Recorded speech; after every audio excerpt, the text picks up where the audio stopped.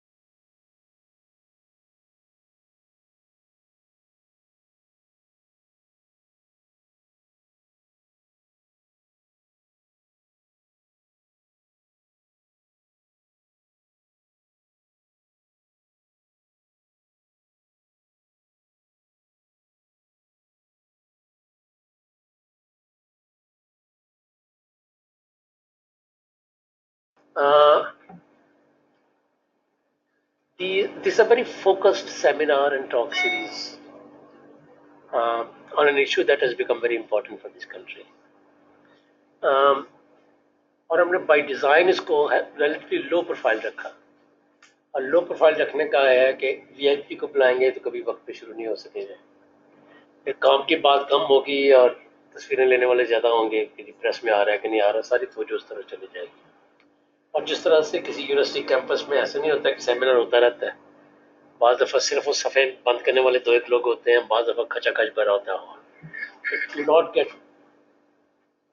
डिसमेड और डिसअपॉइंटेड कि जी लोग बहुत कम आ गए या बहुत ज़्यादा आ गए, जो है वो सबके सामने है।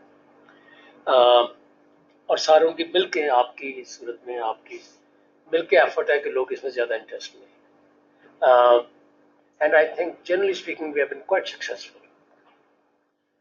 कोशिश हमारी होती है कि पहले 5-7 मिनट के अंदर स्टार्ट कर दें, और बाज़ दफ़ा as talk begins people start coming, और बाज़ दफ़ा ऐसे हुआ है कि टी कॉफ़ी के करीब पहुंचे कि मिनिस्टर साहब ने बुला लिया था तो बस मुझे अभी मौका मिला तो मैं अभी आ गया, तो we don't mind that either. But हमारी तरफ से एफर्ट ये है कि एक पर्टिकुलर स्पेसिफिक इशू के ऊपर we spend some time together and give sufficient time for question of discussion ताकि we learn a lot of things that you will say will be new for us, for many of us at least. So we learn from each other. So please bear with us if our questions are very basic and very simple. And the background is such that we started this series last year in August. उसको हमने नाम दिया Managing Shared Basins. Pakistan gets most of its water, perhaps 80% of its water, from other basins, from neighbors. तो वो फिर होता है कि अगर दूसरे ने देना है तो वो तो रोक सकते हैं, किसी दिन भी डैम बना लें, कुछ कर लें वो, तो हम किस तरह से उसको मैनेज करना सीखें। एंड ऑफ द डे हमारा घर है, we have to put it in an efficient use. फिर हमें आगे चलने लगे तो फिर पता चला कि जी it's a trans sector also, तो सेक्टर्स में भी उसकी कंपटीशन है। अगर पाकिस्तान की पॉपुलेशन इतनी बढ़ रही है तो आप कहते हैं कि इनके पीने का पानी कहाँ से आएगा, क्योंकि अगर मेरे पास ऑलरेडी डेफिसिट है तो मैं एग्रीकल्चर में कैसे एफिशिएंसी लेकर और समथिंग। बात फिर आगे चलती है कि जी return in the industrial units पर drop of water is higher than in agriculture, तो फिर सेक्टरल कंपटीशन भी होता, तो आप कहते हैं कि जी certain sector should be given preference. फिर तो हमारी लर्निंग आगे आनी शुरू हुई, आप आगे आनी शुरू हुई, तो हमें यह भी पता चला मुख्तलिफ चीज़ों का कि जी इसके साथ लोगों की लाइवलीहुड भी है, इसके साथ आपका कल्चर भी है, ये डिजास्टर्स के साथ भी लिंक्ड है, ये एक्सटर्नल रिलेशंस के साथ भी लिंक्ड है। So it start becoming more and more complex for us. और पहले तो हमारा ख्याल था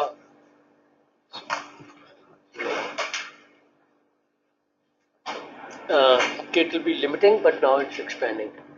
and last week we had a speaker who highlighted how to mobilize private finance or international finance for mini hydros.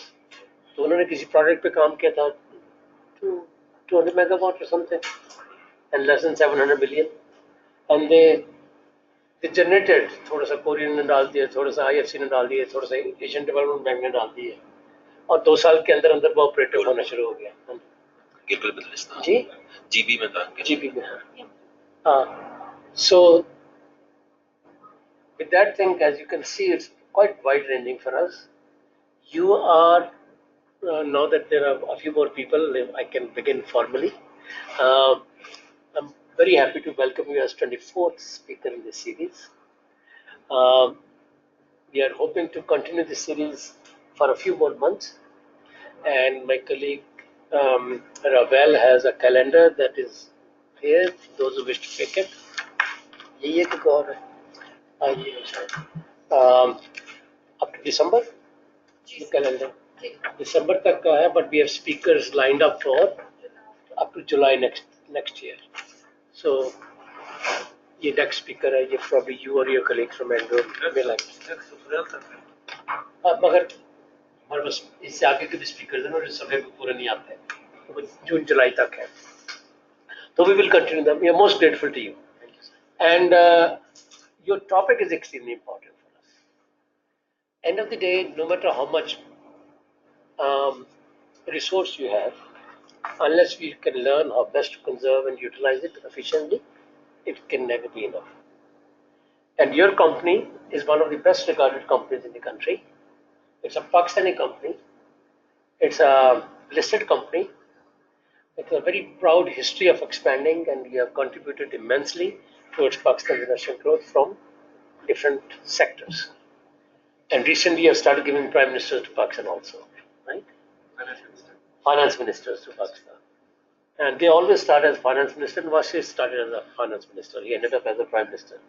So we'll watch your finance minister more closely. But the challenge is manifold. Thar is as poor a region as it gets. It's a very fragile ecosystem. The water reservoir it has is ancient, and ordinarily countries will never use it. It's millions of years old, and now we are using it, accessing it. In a region where people don't have water, don't have rain, and they get droughts very often. Because of that, they and species there are constantly under siege and under threat. Sometimes they migrate. Sometimes they die because of mysterious disease. And they're extremely undernutrients. बच्चे वहाँ के आबादी औरतें are very weak in terms of nutrition value. So you're operating in a very fragile ecosystem. So from a company of which we as Pakistanis are very proud, we have very high expectations from your company and your colleagues, and we have the entire country wishes to pay a closer attention to this, how well you're doing. It's more than public relations, it's more than media relations, and we hope, and you are, I think, a very responsible company who is very careful in what you do. So we wanted to learn more what you're doing, how well you're doing. And then some questions will come to us, and a few months later, maybe 6 months later, maybe March or April, we'll see if our understanding is deeper and if we can comment deeply. Some of us can hopefully visit that area and see for themselves also. As a private sector company and a responsible company, you are engaged in an endeavor that is very important for this country from another angle. And that angle is helping us overcome the energy deficit. It's a very huge and big deficit that we have. And typically the growth rate depends how energy dense you are. Per capita usage of energy tells you the level of your GDP and GNP and your growth rates. And in Pakistan, it's very, very low. Regrettably, you came at a time when coal became very, very old-fashioned. There are lots of questions that why a coal plant. And coal plant that is a reserve that is very huge, the promise for several decades for Pakistan, but we don't know how good or bad the technology promise is for future, how best it can protect us from all the ill effects of climate, or climate effects of. So without taking more time with this broader introduction, Mr. Abul Fazal Rizvi has come from Karachi for today's talk, and we are grateful to you and your colleagues. He's the Chief Operating Officer at the Sindh Engro Coal Mining Company. Now, you have in front of you the write-up, which is very impressive, and without taking your time, the floor is all yours, sir. We'll have about an hour, and we want to protect an hour or so for question-answer session. There are several people who have signed up as a webinar. I don't know their nationality or language they understand, but I think everybody will understand English. They may be all Pakistanis and it will not be a problem for us, but typically we don't know who is on the other side. So I will appreciate if you try to use as much English as you can in asking speaker any questions. Yes, sir. Thank you very much, sir. Thank you for inviting us, first of all, to be part of this important webinar. My presentation is basically divided into two parts. Initially, I'll just give an overview of the company that I represent, the project that we are doing in Thar, and then moving on to talk about how we are utilizing water resources that are available in Thar, which, as you rightly pointed out, is a desert with a very sensitive ecological system. And we'll talk more about how we are trying to preserve not just the ecosystem but also trying to improve the socio-economic conditions of the people of Thar. So let me start by talking about the Thar potential. You've already covered. Thar contains a lot of coal. It contains about 175 billion tons of coal resources, which are equivalent to 50 billion tons of oil equivalent, more than Saudi Arabia and Iranian oil reserves combined. And this is actually a scientific fact. It's not just a myth. The government of Sindh and Geological Survey of Pakistan has done numerous explorations in Thar coal field region and have confirmed the presence of these resources in Thar. Thar is an indigenous resource and it is sufficient to fuel energy demands for the country for several centuries if utilized to its full potential. A brief history of the company that I represent. I represent Sindh Engro Coal Mining Company. And a brief history about Thar coal. It was first discovered in 1992. Actually, there was a survey being done by Geological Survey of Pakistan, and there was an organization by the name of SASDA who were actually trying to locate water in Thar. And while they were drilling these boreholes, they came across presence of coal, which after the GSP analyzed these samples, they found out that it was lignite, and it was present almost all over Thar. 92 only, not before. 1992. Yeah, that's the first time Thar coal was discovered. And there were, after that, several attempts or endeavors undertaken by the provincial government at that time to start coal mining and coal-based power generation, but nothing transpired. And in 2009, Government of Sindh initiated an international competitive bidding to select a private sector partner for the development of coal reserves. The government had realized that without having the support from a private entity or a corporate entity, the exploration of Thar coal was not possible. Hence, Engro was selected as the partner for Government of Sindh, and we were given a lease for Thar coal Block 2. In 2010, we completed a bankable feasibility study, which concluded that the Thar coal project, mining project, and the power project are technically, commercially, environmentally, and socially viable. And based on that, we were issued mining lease for 30 years for Thar coal Block 2, which is spread over approximately 100 square kilometers. In 2013, we started when we were looking for financing this project, because it was the total cost of this mining and power project was coming out to be $2 billion US. And as you would know, no countries in the West were willing to finance any new coal-based power projects. And we had to look towards China to get the financing for that project.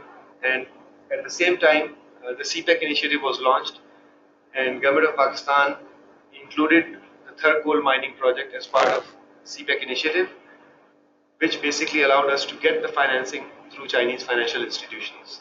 And we were able to achieve the financial close of the mining and the power project in 2016. So our story basically starts from 2016, and I'll continue with where we are right now. The key project figures, we have two companies. One is the mining company, SECMC, which is setting up a 3.8 million tons open pit coal mine in Thar. The mining project cost was $845 million with a debt equity ratio of 75 to 25. Our main sponsors is Government of Sindh, which is 54.7% shareholder, and other sponsors include all the big industrial houses of Pakistan, which include Thar Limited, Engro Coal Mining, Abul Bank Limited, which is the largest private sector bank in Pakistan, and two Chinese companies by the name of CMEC and SPIC.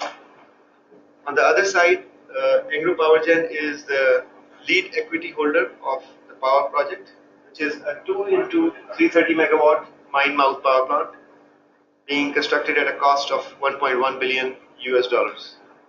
The main sponsor is Engro Coal Mining with 50.1% shareholding, followed by Bank Limited, Liberty, and CMEC. Together, these two projects are the largest.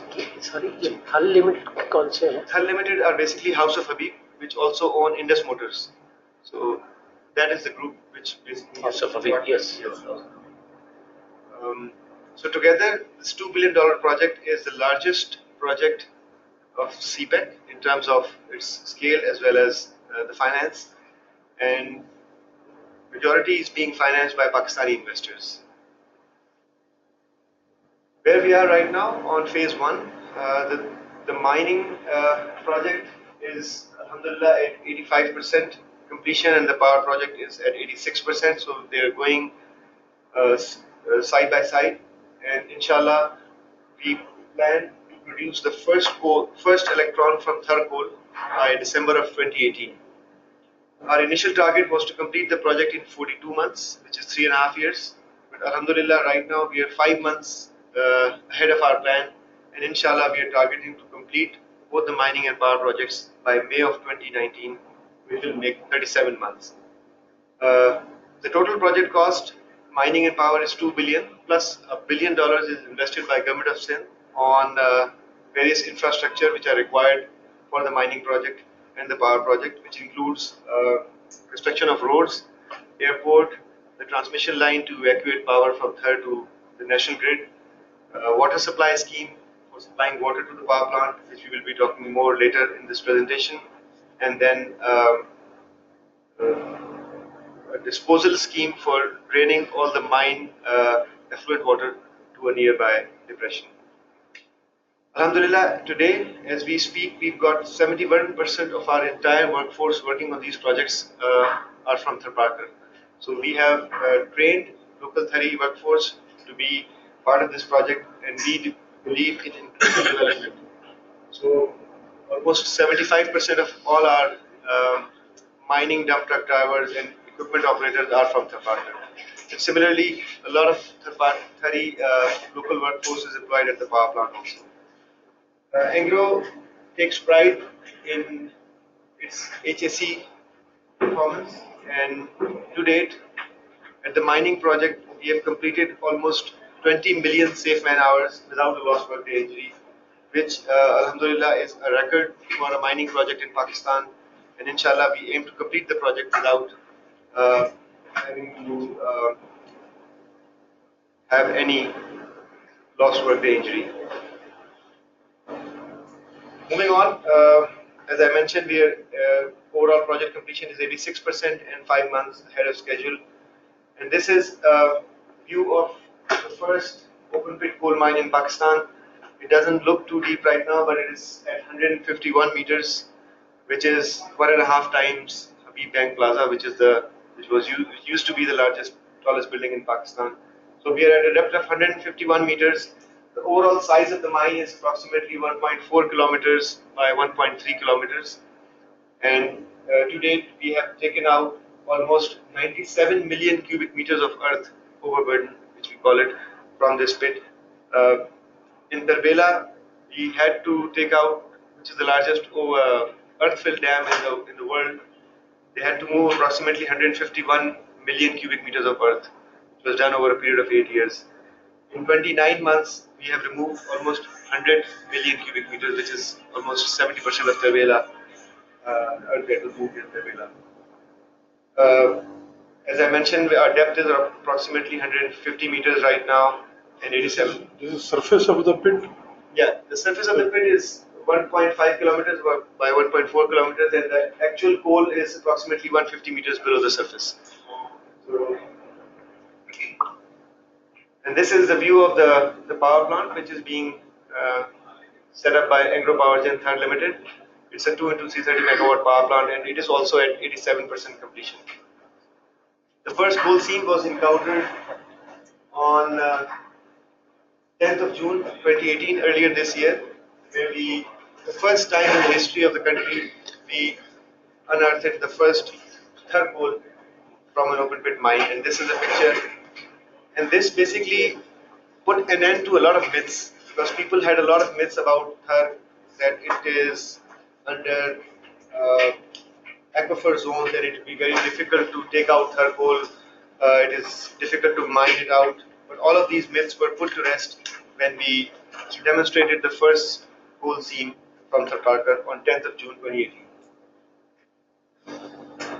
We believe Thar Block 2 is the solution to Pakistan's energy crisis, because Thar is an indigenous resource. We don't have to spend expensive foreign exchange in importing this energy resource. It can change. It is a base load because it's based on thermal, so it is not dependent on seasons. You can have it 24/7 round the clock, 365 days a year. And it is a proven technology, and inshallah we'll make sure that it complies with all the environmental guidelines, not only the local and national guidelines, but also the IFC and World Bank guidelines, which our power plant is compliant with.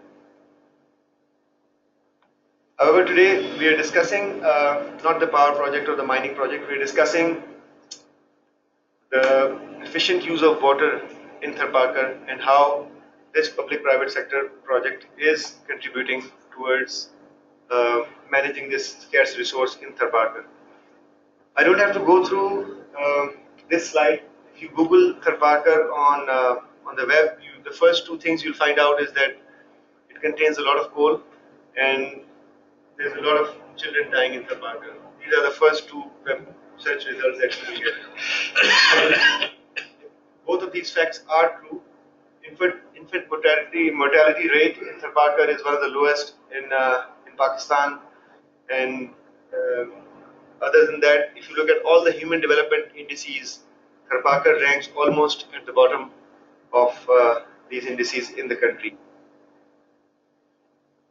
So what have we done about improving the situation in Thar? We have formed SECMC together with Government of Sindh, have formed a Thar Foundation, which basically is engaged for the betterment of principal stakeholders of Thar coal, which are the people of Thar, graduated and sustainable interventions. And we believe that the true stakeholders of Thar project are the people living in Thar. In the past history of the country, we have seen many natural resources being exploited from different regions of the country, but unfortunately, not a lot of social development work or the economic benefits have flown back into that region. We believe in inclusive development. We believe that if Thar coal can be exploited to produce cheap power, to be given to consumers all over the country, Pakistan, Lahore, Islamabad, everywhere, people will benefit from this cheap power. But the real stakeholders of Thar, who are sort of the owners of this resource, must also benefit from this project. And based on that, we have developed this non-profit organization which is working towards betterment of the people of Thar. Now, moving on to the main topic of discussion for today, the water requirement, the water conservation, and how are we managing the water resource in Tharparkar. As was rightly pointed out, Tharparkar is a desert. However, it is one of the most vegetated desert in the world. It's not as barren as the desert you see in the Middle East. If you go to Tharparkar after the monsoon season, and if there's a rainfall there, you cannot imagine that you're going into a desert, because the entire landscape turns green, and there are approximately there's 1.5 million population in Tharparkar and approximately 6.5 million animals. And the main profession of these people, livelihood of Thari people, are to raise these cattle, which include cows, sheep, and goats. And they depend on the local foliage, which basically grows there as the monsoon seasons come on there. So, for setting up the power plant, we need a lot of water, and all thermal fuel-based power plants require a steady state of water for its cooling purpose and steam generation. And for a 330 megawatt coal-fired power plant in Tharparkar, we need approximately 9 cusecs of water to operate this power plant. So in Thar, which is basically a desert, there are no canals, there are no big canals except for the area near Naukot, near Umarkot. That's where the last legs of the Nara Canal come. We don't have any surface water resources. So we have two main sources of water supply. One is the LBOD fresh water supply scheme, and the second is the underground water from mining operations. Sorry, ये जो 8.75 cusecs water चाहिए, is it the yearly requirement, daily requirement? This is a flow rate. Cusecs is cubic feet per second. So yearly requirement would be around 9 million meter cubes. So this is a flow rate, 8.75 cubic feet per second of flow required to run 330 megawatt power plants. So we had these two sources, and once the project was being conceived, we went to the government of Sindh and asked for water. Sorry, I'm interrupting again, but just so that others, I don't know, but maybe others do. And this is the water, treated water. Right. This is not the raw water you take. The raw water. The water 8.75 is basically less than 500 ppm, the canal quality water. 9 million cubic annually. And treatment means what? Sorry? Treatment means to take out the TSS and the TDS and bring it down to less than 500 parts per million. And it is extracted from there? There are two sources. One is the LBOD, which we will talk about in the subsequent slides in detail, and also the underground mining, the water which will come out from the mining operation. I will explain both of these sources in the next slides. I think one of the ingenious things about this project was when we were conceiving this project, we went to Government of Sindh and asked for water supply. And the first initial reaction or initial idea was to extend the Nara Canal and bring that water all the way to Thar coal fields by putting up a 135-kilometer canal and giving us that water. But at that time, I think it was the right decision that they decided that the first right on the Nara Canal or the canal water irrigation system is of the agriculture or the local people, and it would be it would be unjust to provide that canal water to a power plant, and that was the right decision at that time. And then SECMC together with Government of Sindh came up with this unique idea that why not utilize the wastewater that is going into the LBOD water supply scheme, which I will explain in the next slide. LBOD stands for left bank outfall drain. It is located, as the name suggests, on the left bank of River Indus. The project area basically it passes through Nawab Shah, Sangar, Mirpur Khas, Badin, and then ultimately goes into the Arabian Sea near Badin. It is basically designed to drain off saline water, municipal water, and other storm and surface drainage to stabilize the water table in that region. And it was formed in 1997. It was first constructed in 1997, and the design flow of this canal is about 4,400 to 4,600 cusecs. That's a lot of water going into the Arabian Sea. The total length of this canal is 385 kilometers. And right now, as I said, all of this water is going into the Arabian Sea. There is absolutely no consumer for this water right now. The water obviously ranges from in drought season it goes as low as 1500 cusecs, and in rainy seasons or in monsoon season it can go as high as 6000, and sometimes it even overflows. और Arabian सी में कहाँ पे discharge होता है? Near Qatar near Badin Badin. से. So this figure basically shows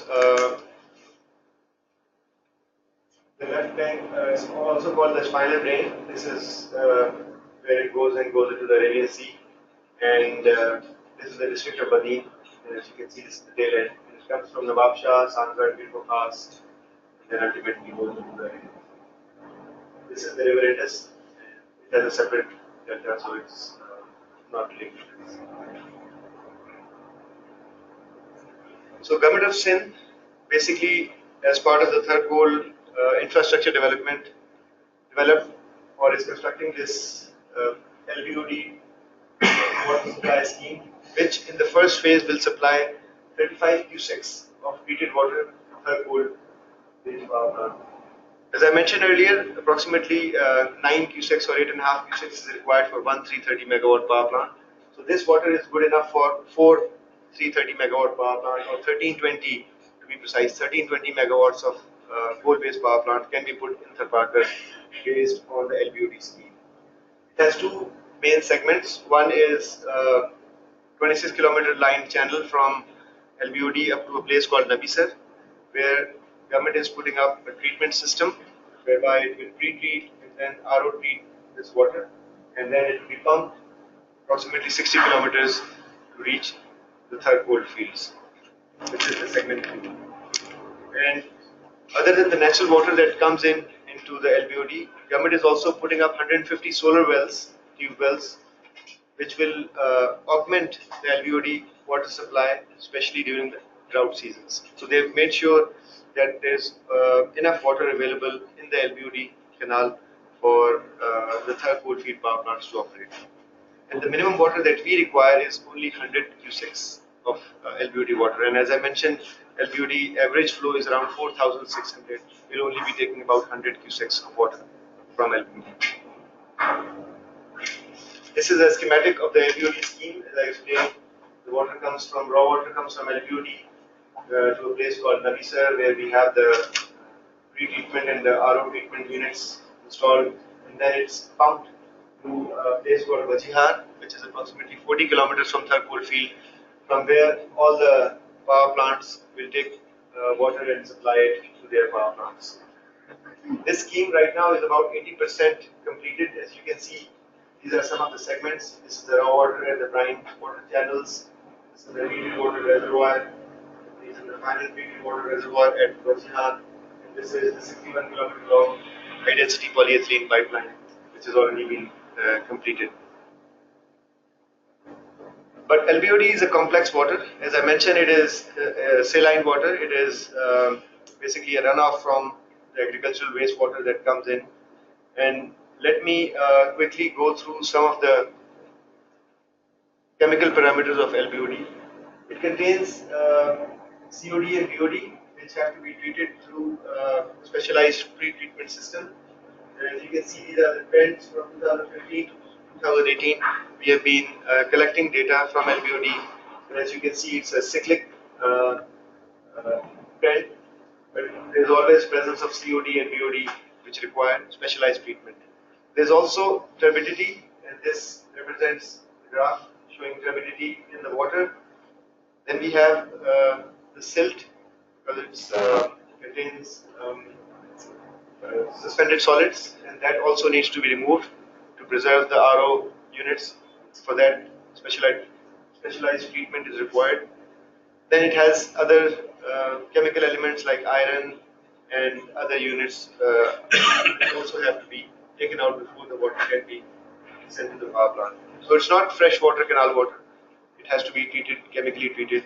And for the pre-treatment system, we have selected membrane bioreactor. The technology is called MBR as a pre-treatment system, which will be installed at Nabisar treatment plant. MBR technology basically helps us capture the COD, BOD, and all the other contaminants which are required to be taken out before the water can be sent to the RO units. The waste produced by MBR is relatively low as compared to the other system, the conventional activated sludge system, whereby you have a large clarifier and then a lot of sludge is produced in that system. So we've selected the latest technology in order to pre-treat this water.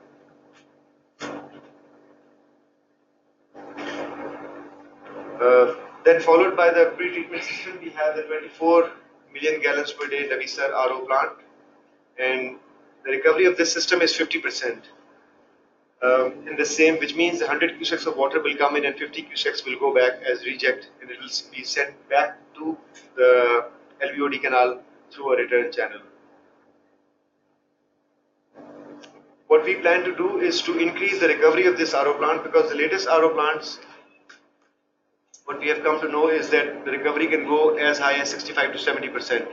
So by reducing this reject, we can make our process more efficient and increase the yield of this LVOD system. The second source of water, so this, just to conclude on the LVOD system, it will be operational inshallah in the next 12 to 18 months. 80% is completed. Unfortunately, there's been some delays in the project because of funding issues, but we are hopeful that this will be completed as soon as possible. And then the phase 2 power plants which are coming in Thar Parker, the next 660 megawatt power plants, will be able to run exclusively on LVOD system. So this was the first example of how wastewater which was going into the Arabian Sea is being utilized efficiently to generate power for the national grid.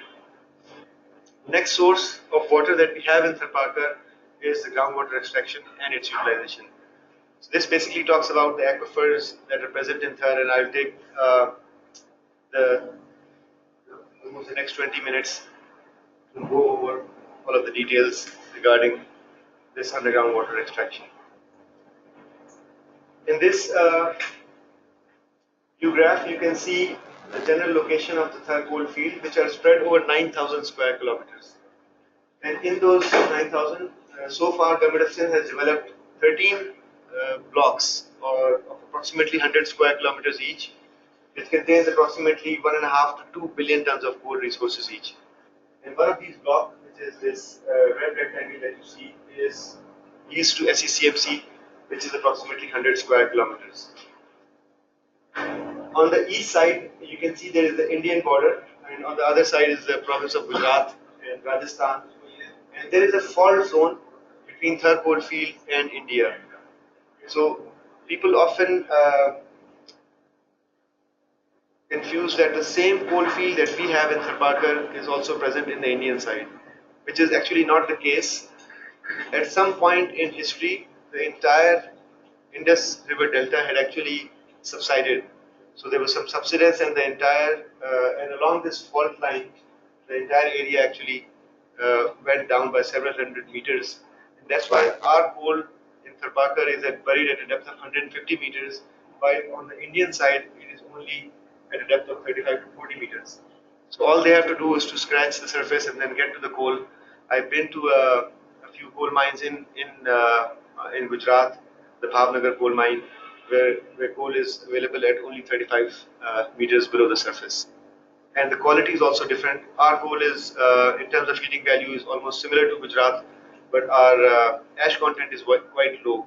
So our coal is much better than what is found in Indian Gujarat. Lignite coal. Lignite coal. It's the same coal over there, but and in terms of quantities? In terms of quantity, the entire state of Gujarat contains approximately 2 billion tons of lignite, while our one block 2, contains 2.5 billion tons of lignite. The entire Thar is 175 billion tons. So just block 2 just contains 1% of Thar, which is more than the coal available in the entire state of Gujarat. So we have a huge resource, and when I went there, the Indians were quite surprised at why haven't we we been able to exploit such a huge reserve, because just 200 kilometers from Thar coal field, they are doing this exploitation since 1958. But anyways, this basically represents the cross section, if you will, of Thar coal fields, north, south, and which basically represents the three aquifers in Tharpakar. I'll go to the next slide, which basically shows exactly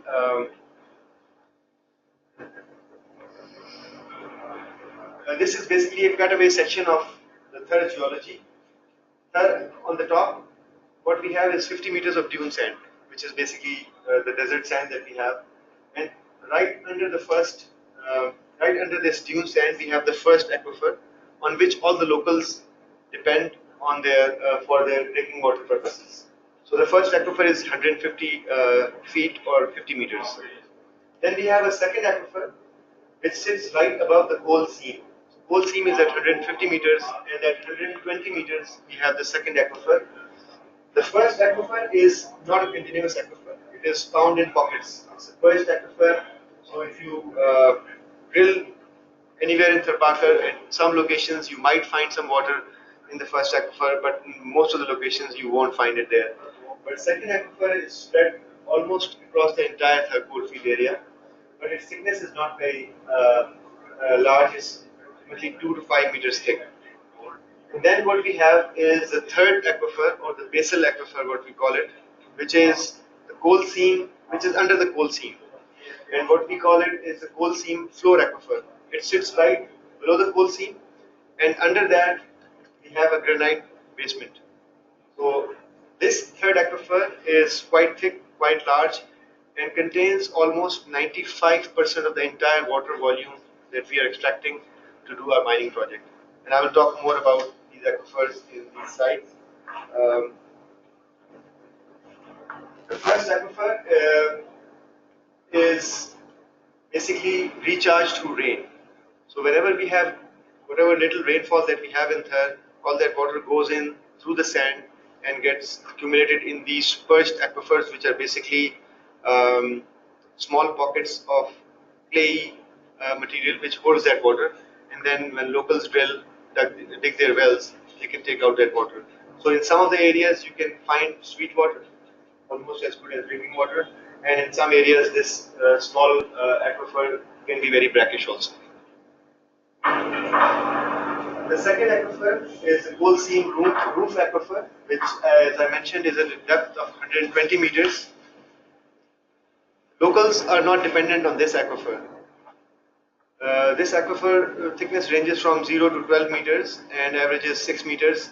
The quality of this water is around 7,000 to 8,000 TDS, the total dissolved solids, or 7,000 to 8,000 ppm, and it is not drinkable at all. It's not potable.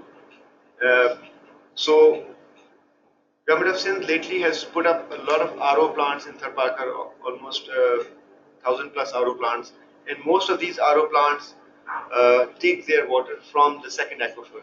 So the wells that are dug to water these RO plants takes water from the second aquifer.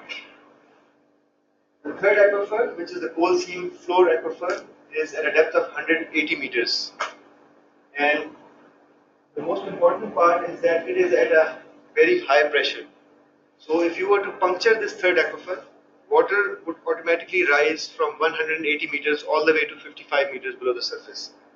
So it's at under a tremendous pressure, and as I mentioned, the total volume that we are pumping out for the mining operations is almost 95% of it is coming from this third aquifer. As part of the mining operations, we had conducted. Excuse me, can you ask a question? Go ahead. पिछली slide में, once you know the thickness, as it's given in at least 2 instances, and then you know the more or less exact geographical locale, so you can actually calculate the exact quantity. Yes. And do we have the exact quantities in your presentation somewhere? Maybe not in the presentation, but as I was just alluding to that, there is a number of studies, hydrological studies, which you do in order to assess the total water volume that is present in there. One interesting part, as part of the water investigation, Government of Sindh had uh, initiated a study involving renowned water experts like Schlumberger, Digby Wells UK, and few other German hydrologists who have recently concluded their study last year. And they, For Government of Sindh. Yes, through Government of Sindh as part of the Thar Coal project. And they estimated that approximately 90 billion cubic meters of water is present in that third aquifer. Its quality is also consumable? Yes, no, not consumable. Third aquifer, I forgot to mention. Third aquifer, the TDS is approximately 4,500 to 5,000 ppm. So it's saline water. It's not toxic. It can not be. It is not fit for drinking as it is. You will still have to RO it, but it is not highly saline.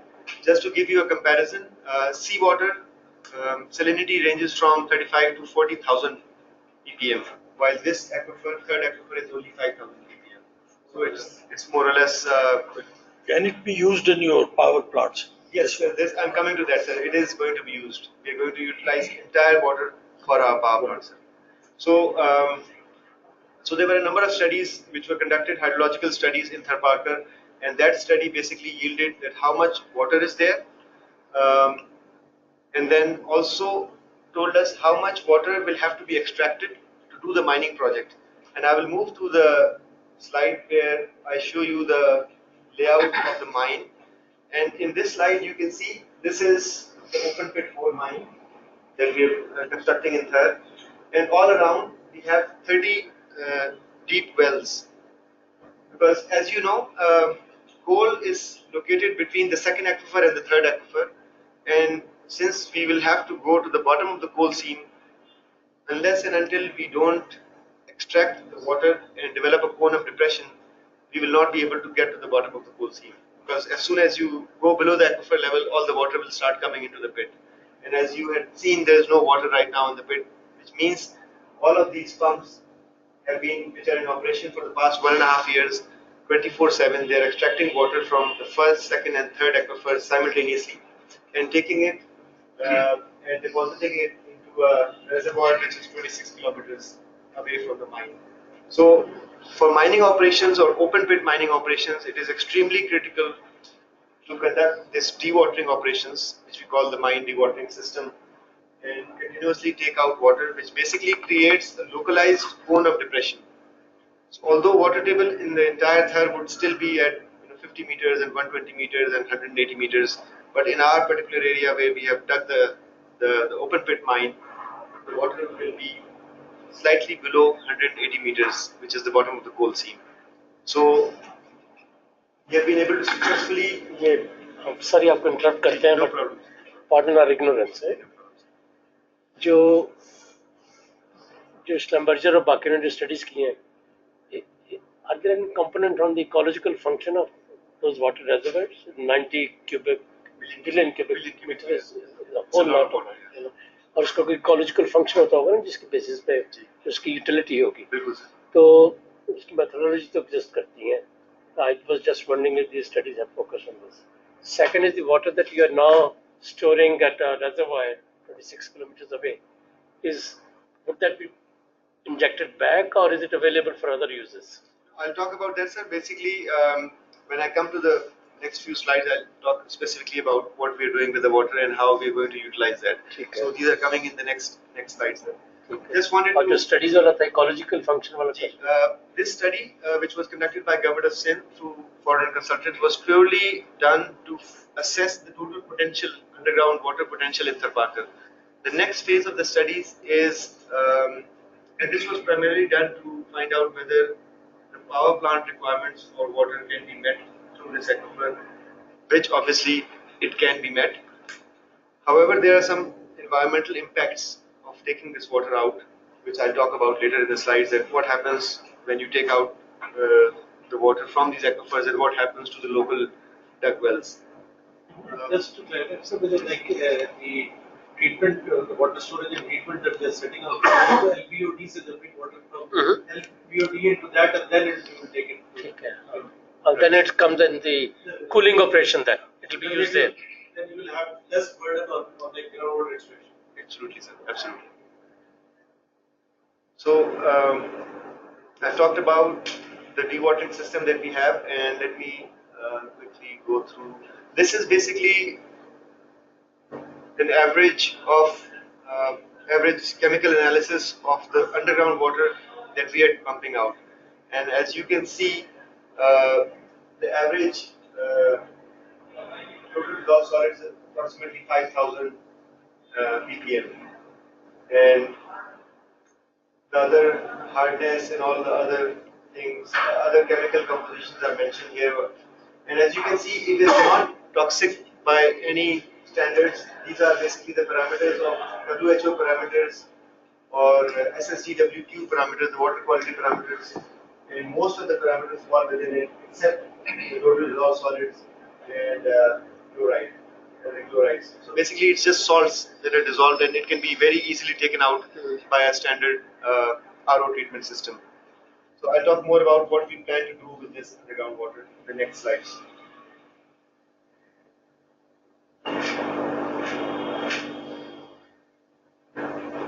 Right now, we are pumping approximately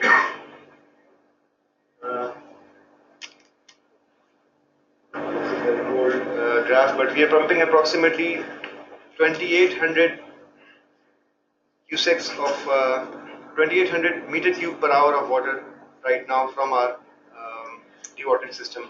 And to date, we have approximately taken out 28 million cubic meters of water and stored it at a location called Gorano, where we have developed a reservoir, which will come in the next slides. This is basically a schematic of the dewatering system. All the pumps are connected through a pipeline which goes to a reservoir, and these pumps are in operation for the past 1.5 years, 24/7 basis. This is a business critical system for the dewatering system is a business critical system for the mine, because if, God forbid, you stop these pumps, so the water table will immediately start to rise, and within days, the mine will start to flood, and the slopes that you have made, the steps, the benches will start to collapse. So in order for this mining operation to continue, we have to continuously pump out this water for the life of the mine. So for our case, the life of the mine is 30 years. So we have to do this pumping operations for the life of the mine for 30 years. And approximately, right now we are pumping approximately 38 cusecs of water. Eventually it will go down to around 25 cusecs or 25 million cubic meters of water every year will have to be continuously pumped out for the remainder of the mine life.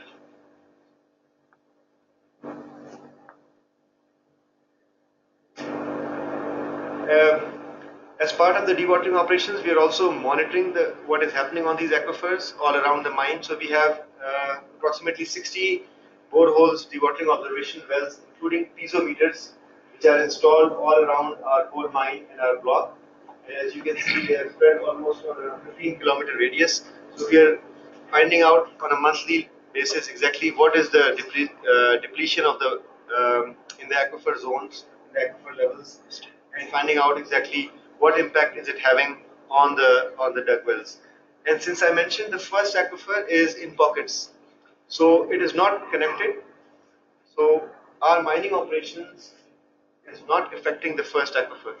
So for example, this village Abanjutar, which is approximately 3 kilometers from our mine, the dug wells have absolutely negligible or no impact because of our dewatering operations, because these aquifers are not connected to each other, which is a good thing. The first aquifer has no interconnection with the second or the third aquifer. So, so if the rain comes, the water gets accumulated in that localized aquifer and does not have any impact. However, this village of Sindh Engro, which is very close to our mine boundary, did have impact on their aquifers. And as part of the NOC which was given to the mining operations by CEPA, it is our responsibility that any depletion or deterioration in the water quality or quantity because of this mining dewatering operations in any of the villages around our block will have to be compensated by providing them equal or better quality and quantity of water. So we have already installed 9 RO plants at our own cost, and operating and maintaining these plants using our own resources through the project cost to ensure that water is being supplied to all the villages, not only in block 2, but also in the area where we are dumping the water. So in Gorano area, which I'll talk about in the next slides, if there is any impact, potential impact because of our water dumping there, if their duct wells gets, God forbid, saline, which they are not right now, we will have to provide them water through these RO plants. So this continuous level monitoring and simulations of the groundwater model are being done on a continuous basis, and we have a fairly large hydrological team. कितने piezometers लगे आपने कहा? Piezometers, approximately 20 piezometers around block and about 5 piezometers around the Gorano area. And some of these piezometers were installed by the government of Sindh as part of their groundwater master plan study, which I talked about earlier, and they have allowed us to take the data from these piezometer wells. Other than the piezometer, sir, we are also monitoring the duct wells, because the duct wells only go up to the first aquifer, and we are monitoring the levels as well as the quality of all the duct wells around the block 2. There are 90 duct well data that we take every month to make sure if there is any change, adverse or better, on the quality or quantity of the duct wells. These duct wells, since we have the data for the past 2 years, we know they are cyclic, because when the rain comes, their aquifers get recharged and the water table rises. But in the drought season, like we are experiencing right now in Thar, as you know, Thar has been declared a drought hit area just recently, and because there were not enough rains this year. So the water table obviously goes down during these dry spells. These are some of the figures which are already included in the presentation about how much water we are pumping out and what are some of the uses of this underground water. So let me tell you how we are going to use or are using this water from the underground mine dewatering system. Daily volumes is about 87,000 meter cubes per day, out of which approximately 2,400 is being consumed for mining operations. So we have approximately 3,000 people working in the mine and approximately 2,500 in the power plant. So all this 5,500 people depend on this underground water from the mine to for their water needs. And we have huge RO plants installed. So we are not taking any water from the existing public water networks, the other RO plants. In fact, we have our own system, and we are providing all this water. We also use water for the mine sprinkling, which basically is to suppress the dust that is generated through the mining operations, and some of that water is used for sprinkling. We are utilizing this water in biosaline agriculture, which I'll talk about more in the next slides. But bulk of this water is going into the Gorano pond, which is a disposal pond for this water, located approximately 26 kilometers from the mine. So as you can see, 84,000 meter cube per day of this water is going into the disposal pond, but it is only temporary, because by December of this year, as I mentioned, the first power plant will be operational, and we expect that the entire water requirement for these 660 megawatt power plant will be met through this underground water. So we will not take any LBOD water for the first 2 units and depend entirely on the mine water that is coming out. Power plant has already installed a RO unit at their end, so this water which will come out from mine will be processed and then utilized for the power generation. So currently 77% of this, eventually 77% of this groundwater that will come out will ultimately go to the power plant, and the remaining will be used for mine consumption and for biosaline agriculture. What is being done under biosaline agriculture? I will explain it to you in the next slide. नहीं जो plant में use होगा वो भी तो वापस system में मिल जाएगा ना? नहीं सर, प्लांट में for the first 660 8.5 if you multiply it by 2, so 17 cusecs or 17 million cubic meter of water will go to the power plant. Power plant will first treat it, so almost they have a very efficient RO plant, so almost 75% is the recovery. 25% of that water, which is the brine or the concentrated saline water, will be re-injected into the third aquifer as part of the environmental mitigation measures. But the rest of the water will be consumed in almost 60% of the water will go into the cooling towers, which basically are used to condense steam, and almost 60% of it is evaporated. So that water is lost to the atmosphere, and the remaining water is used for steam generation. So after certain cycles, you have to continuously put in fresh water into the steam network of the boiler. So in a nutshell, almost 3 to 4 cusecs of water from the power plant will be rejected, while the rest of it will all जो be concentrated inject करते हैं आप वापस reinjected. तो हाँ ये आप करते हैं your environmental mitigation measure. As part of, there are two methods. Either you have to have lined evaporation ponds, whereby you can put this water and then let it dry out, and the residual salt is left because it's pure underground water without any additives. The other method is to re-inject. You've got both the systems available, and most of the time we'll be relying on the evaporation ponds so that it doesn't affect. We don't have to re-inject. Re-injection wells are approximately 10 to 12 kilometers away from the mine. We have done a complete ESIA of that system, found out exactly if there is any impact on that re-injection. But since, as I mentioned, this third aquifer is so huge and almost 90 billion cubic meters of water, so by re-injected almost 3 cusecs of water, highly concentrated saline water, which is basically natural water, is not going to have any meaningful impact on the quality of water. That study has been done by the power plant, not only for the first 660, but the entire 4,000 megawatts of power plant that are supposed to come in this block. It can't be drained out in LBOT. Yes, LBOD could be a good option, but LBOD is approximately 135 kilometers away. इसको transport करना पड़ता To है. pump this water, and it is it's going to cost much more than to re-inject or to evaporate the water. Other than आपने surely study किया होगा कि ICI ने salt range में अपने plant में pond के साथ dry करते थे उनको, and then there were some environmental elements to this. So you must have studied those. So we have almost 40 years, 50 years we've been running our urea plant in Delhi, and they have huge evaporation ponds whereby ammonium water I've is seen them. sent to that ponds, and all these ponds are geomembrane lined so that the water doesn't seep into the aquifer. And secondly, we have continuous monitoring of these evaporation ponds, and ultimately, but that is industrial water. The water that we are going to dispose of in Thar is purely going to be natural concentrated saline water. There are no chemical additives because in RO you just basically take out the salt, and then that concentrated salt water is sent to evaporation.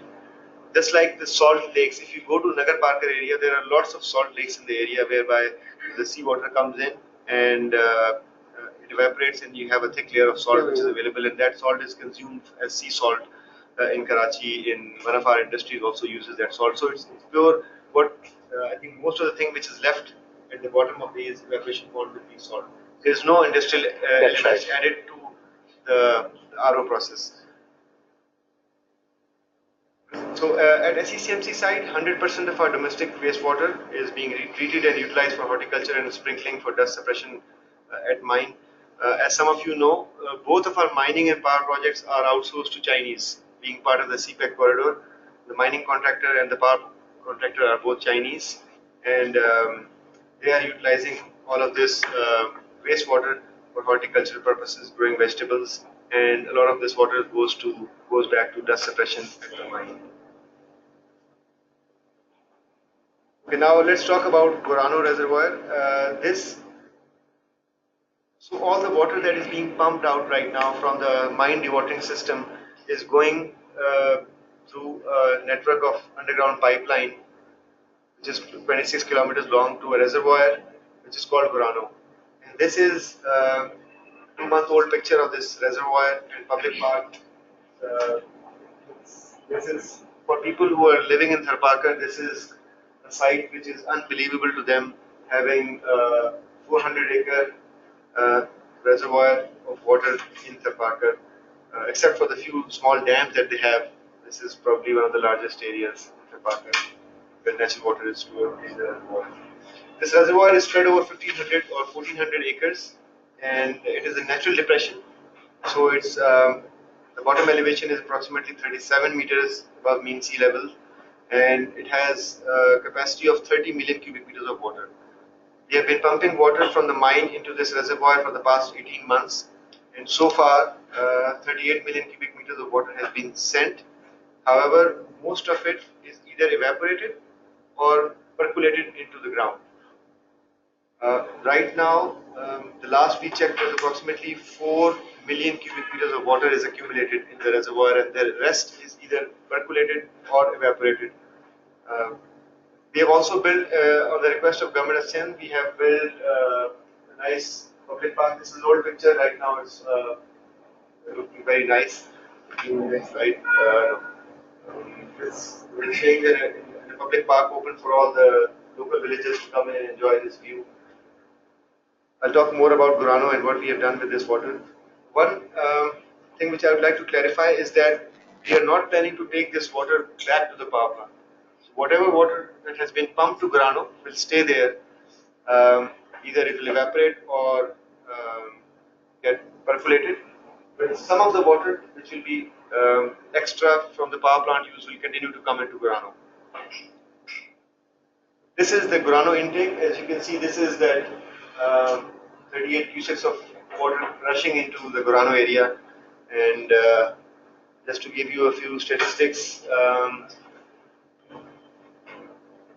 this is, I think I've already talked about all of the things. Other than the natural depression, there are 3 small concrete reinforced earthen dikes, which basically protect this water from going out of the Gurano area. So that was part of the construction project that we undertook. And since the past 18 months, water has been going in without any chances of seepage going out of the confined zone. What we did last year or early this year was introduced local species of fish into this reservoir. There's a fish called rahu and tilapia, and 2 other species which we introduced. Almost 100,000 fish seedlings were introduced, and right now they have matured into large size fish, and almost 1 to 2 kg fish are being taken out.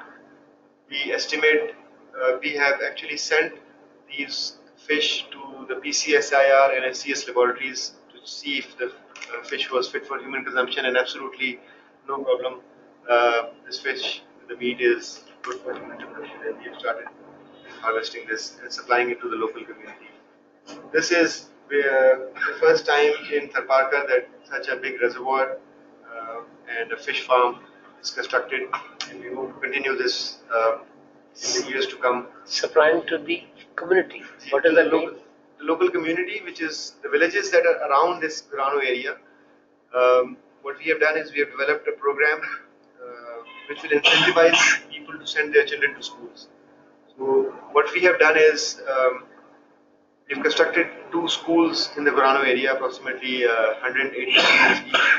And to increase the participation of students coming into the school, we've said that any child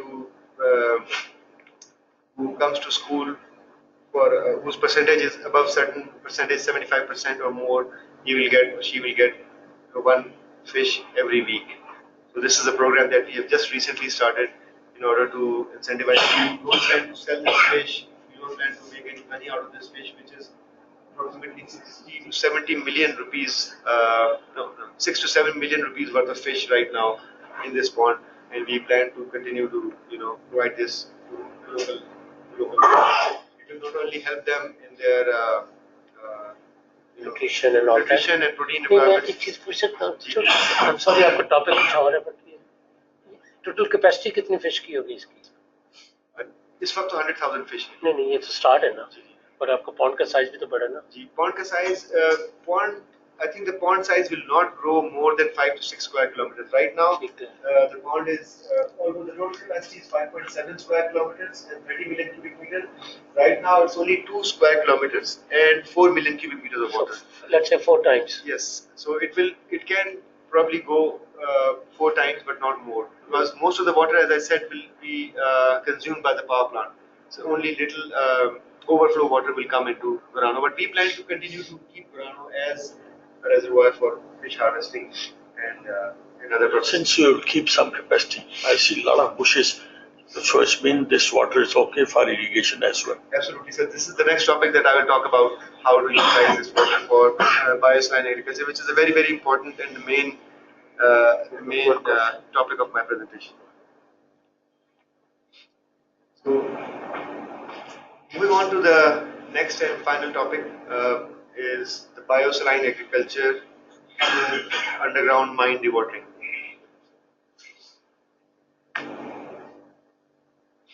About 14 months ago, we took 3 initiatives in developing biosaline agriculture. And I'll talk about the Karachi University initiative first, which is the number 2. There is an Institute of Halophytes in Karachi University, headed by Dr. Bilkis Gul, who's the wife of the current Vice Chancellor, Dr. Ajmal Khan of Karachi University, and who himself is an expert in biosaline agriculture. And when we contacted them, they said that this water can easily grow species of cereal and fodder crops which are resistant or which can grow in this type of saline water. They have done biosaline agriculture experiments in mangroves area, near the seaside, and they said that we can grow, at least in the first step, fodder, which is called, I don't have the exact name, but it's either Panaceum, which is a local indigenous species of grass which can be consumed as fodder. So about a year and a half ago, we started a pilot project within 1.5 acres, whereby we started growing this fodder, which is basically in this picture. We used drip irrigation and started giving saline water. And within 3-4 months, we had the first harvest. And every 3-4 months, this grass grows approximately 2 feet. And we have started feeding it to the local cattle, cows and sheep and goats, and they are consuming it. We are also running an experiment on the impact of eating this water on these animals. And so far, Dr. Bilkis Gul has already tested this in the past, but we want to reconfirm that there is no impact on the growth or quality of the meat of these cattle. And so far, this experiment is going very well. And inshallah, we hope to expand this to a larger scale, because mine will, as I mentioned, continue to pump out this water. So this is basically free water available for anyone to use. And if we can demonstrate and successfully scale up this saline water experiment, it can totally change the way people earn their livelihood and totally change the agricultural aspects of Thar country. So this is the first experiment which alhamdulillah has been going quite successfully. The second experiment we did was in collaboration with Xinjiang Institute of Ecology and Geography of China, and I'll talk about these initiatives more in the next few slides. And the third initiative that we took was using local expertise. We developed a pilot farm whereby local species of guar, bajra, and some local vegetables were grown and successfully grown. And I have personally eaten these vegetables and other crops that were grown from this saline water, and absolutely no contamination or toxic signature found in any of these vegetables. So all of these 3 initiatives give us a lot of hope that we can bring substantial change in the lives of Thari people by allowing them to exploit this water, which is essentially coming from the third aquifer, which has not been exploited so far. And I'll talk about these initiatives a little bit more. The local biosaline project, in which we involved local farmers, we grew guar, bajra, and melons, the local hydro, which is called, and we used flood irrigation method and approximately 1,000 liters per day per acre was used, and these you can see some of the crops that were grown in Tharparkar. Sunflower was also there. They even grew cotton in Tharparkar using this biosaline water. 2017, positive signs, we expanded it to 7 acres with additional crops. We grew bhindi, palak, makai, tinda, kaddu. All of these were grown 100% on these local biosaline water. So what we proved was that crops can grow. However, there is a negative impact of using the saline water continuously. Because after the second and the third crop, the salt content of the soil starts to increase. And ultimately, this soil becomes good for nothing. So what the Karachi University Institute of Helophytes told us that you have to plant salt-eating species of local plants around this area, which can take out or consume all that salt which is being going into this area. In fact, there is a wide range of salt-tolerant varieties. Absolutely. You can grow over there, and agriculture can be developed very well. Absolutely, you're absolutely right.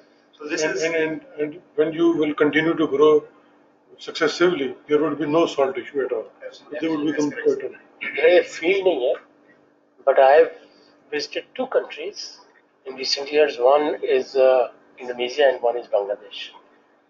Bangladesh में because of seawater intrusion, they leave behind salt. And Philippines has the same issue.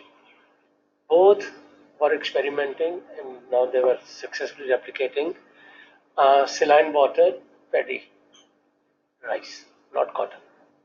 And cotton, मेरा field नहीं है, but doesn't seem appropriate here. So saline water-based rice is a growing field. Also, I'm not visited, but also in Vietnam, I know they were also experimenting. So that's one question that comes to my mind, and that is more वहाँ पे जो ये हो रहा है, that's more primarily in the context of climate change. More intrusion happen than the leave behind. Yeah, if you go to Thar, the land is quite fertile. The only problem is water. So if you, as I said, if you go after monsoon season, it transforms like into an area, because it has dunes. So all these green hills basically gives you an impression that you're in Switzerland. And I'm not exaggerating. And the second example I wanted to give was from Thailand. इसी किस्म के saline water में they were growing shrimps and shrimp primarily, shrimp farming, which is very simple actually. It's very easier than fish perhaps. Very, very high value. Yeah, we have seen these shrimp farms in near Kharo and Badin area, but those are basically on seawater. So here we can, you're absolutely right, we can do shrimp farming. The river shrimps and other shrimps can be farmed. ये जो मकई है, इसको आप catch crop में डाल सकते हैं, सब्जी में नहीं. मकई सब्जी नहीं है, catch crop. So guar is the main thing that is grown in Tharparkar through the natural monsoon that they get. And at times almost 40,000 rupees per month guar they can get yield, because guar gum is used for lots of food products and mostly exported to China. So whenever there is a bumper crop in Tharparkar, most of the things that they grow is guar and bajra.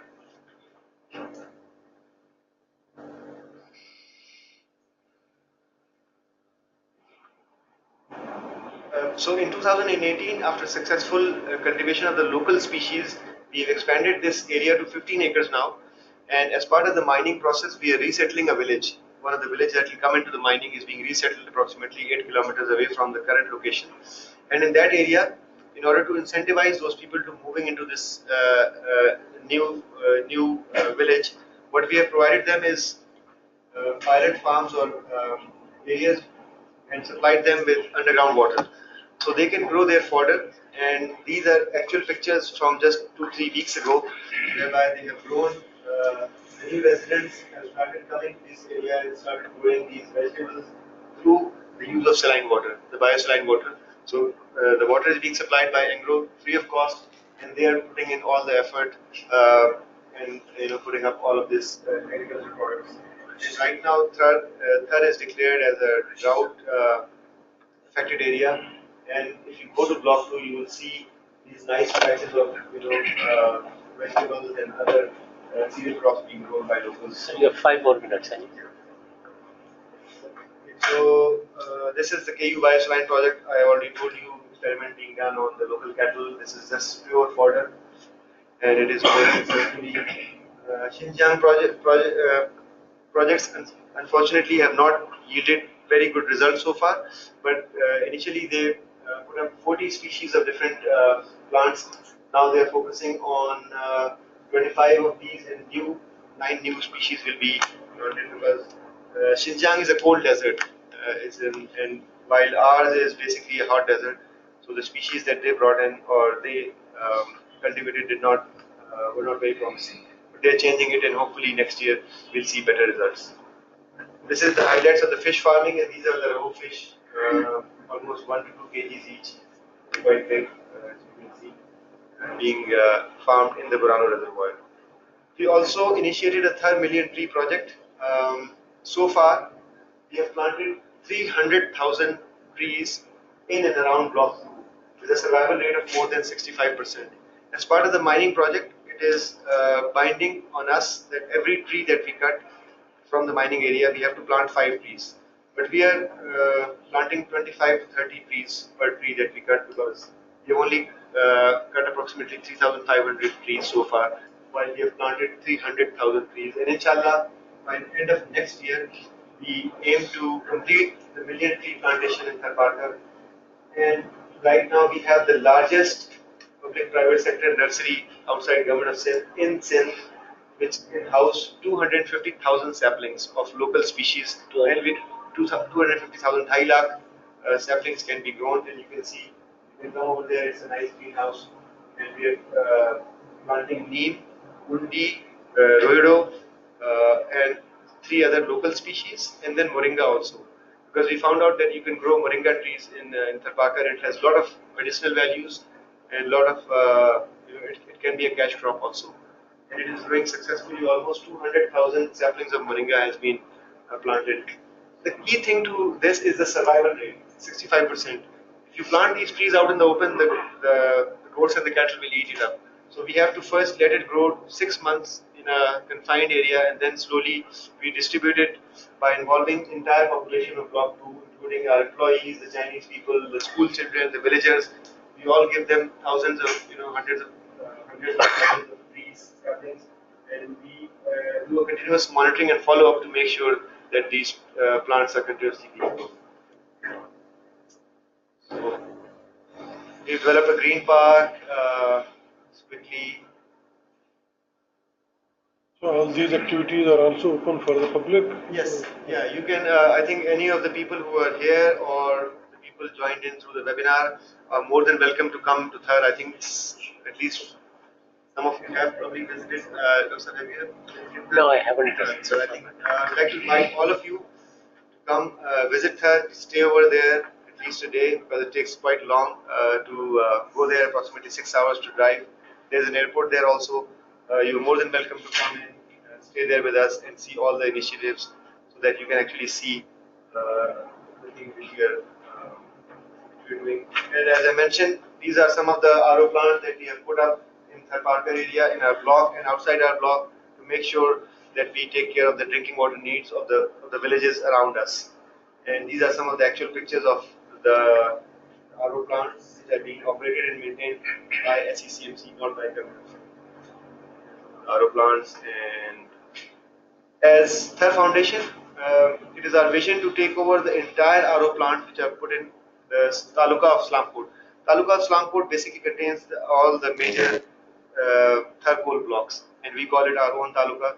And ultimately, we plan to take over not only all the government-run schools as part of Thar Foundation education initiative, but also the RO plants, of which almost 40% are running and 60% are not running, the government RO plants. So we plan to take them over and make sure that they are run properly and adequately. We have certain conservations, every drop counts. So whenever we have put up these RO plants, all the runoff water, the water that basically is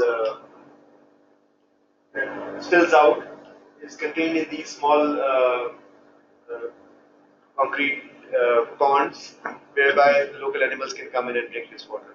So no drop of water is wasted even from the RO plants. We had recently done a small solar distillation. One of our trainee engineers came up with this idea. Obviously, I think this is available on the web. That they put up this solar distillation unit, which I currently are the testing phase, and hopefully, once these are proven, we can scale it up and give to local people. So we believe, this is my last slide, that drinking water should be accessible to everyone, and for that we are taking all possible measures as part of this Thar Coal project development to make sure that the locals get their due share of water, not only in terms of quantity, but also in quality. And this is basically an end to my presentation, and if there are any questions, please feel free to ask. First of all, I want to thank you very much. Extremely useful presentation. It gives us a good picture. And I can see that you focused primarily not on the plant per se, but auxiliary activities around that, and that's also very useful. Having said that, I would have liked to see 2 slides. If not today, but maybe in a year's time, in a few days or a month's time, maybe on your website, if not here. Your concession is for 3 decades, right? Tell us how it will look like in 3 decades. It's a kiss and tell story. This youngsters do. This is what I've done, and you've done commendable work. And I personally am very, very impressed, and I'm sure others have also appreciated this. But we want to see your company's vision of this. That in 30 years' time, you tell us that there'll be 20 PhDs, 500 master's students, or whatever your vision is. Everybody will have a drinking water or will not have waterborne disease. Whatever your targets are, we would like to see that. I'm not a technology person, as I mentioned earlier. The floor water reservoir is the most precious commodity that they have. And not just they have, Pakistan has, or any country that would have. If UNESCO finds out, they'll declare it as heritage of mankind. It's not touchable. It's a sin to touch. And therefore, environmentalists find very uncomfortable situation that development versus protecting a heritage. It's a very difficult choice. And I wanted to ask you, and maybe somebody else who can feel more comfortable answering, is there no technology to, you're only 40 kilometers from the sea? No, actually 80, we are 80 or something. Run of Kutch. Yeah. From Run of Kutch, approximately 80-85 kilometers. 80. So question is, it's not really a suggestion or something, and it flows mostly out of my own interest. Having desalination plant there and bringing water here, then using the forensic water. And this water, you'll have to somehow find a way of blocking from flooding your mining. That's the challenge that you have. And apparently there are technologies around it. I don't know what those technologies are, but that's only, I don't know, more of a question that how far we are from that kind of technology. Maybe it was not possible during the inception phase, first 5 years, 7 years, 10 years, but in 30-year journey you say, by year this or that, we'll not extract this water, we'll preserve it, and we'll find ways of replenishing it, but then we will have technology and resources to bring from 40 or 80 kilometers away. So I can answer all 3 of your questions very quickly. The first question was the long-term vision. There is a equally long presentation on our CSR work that we're doing in Thirpakar, and it is not part of this presentation. To cut the long story short, what we are aiming is not in 30 years, but in only 5 years from today, we would like to make the entire Islamkot Taluka United Nations SDG compliant. All 15 or 17 SDG goals that the government of Pakistan has signed up. Government of Pakistan, for your information, has signed up that by 2030, entire country would be SDG compliant. The Sustainable Development Goals, United Nations Sustainable Development Goals, will be compliant. Pakistan will be in compliant by 2030. What we have taken up on ourselves is that by 2024, in the next 5 years, we will work with Government of Sindh, and we have already signed an MOU and an agreement with Government of Sindh. We are actively working to make the entire Islamkot Taluka of 150 or 100 or 200,000 people living in that taluka be SDG compliant on all the UN indices, all 17 of them. And inshallah, we will make it happen, which includes the poverty alleviation, education, health, and I'm sure, I know LEAD is working actively on SDG, and we would like to work together with you also. And so next seminars could be on SDG compliance. So a huge effort is being done on CSR, which I would not like to go through. But our vision, not 30 years, but at least next 5 years, is to make sure that the people living in Islampur Taluka get the due benefit from the project.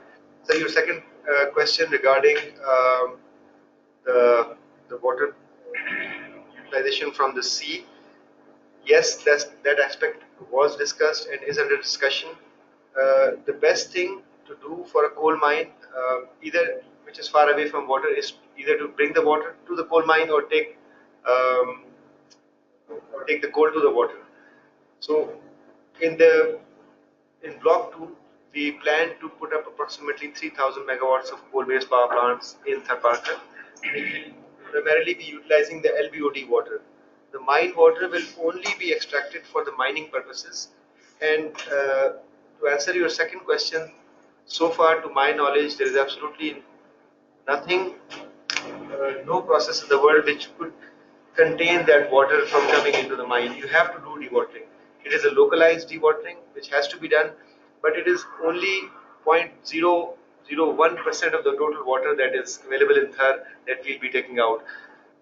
What is done in Germany and India is that the water that they take out from mining operations, they re-inject it back into the system at faraway locations. In fact, if you go to Cologne, Germany, where the world's largest lignite mines are present, 40 million cubic meters of lignite versus 4 million cubic meters of our mine, they do enough pumping that the water table in Holland goes down because of their dewatering operations.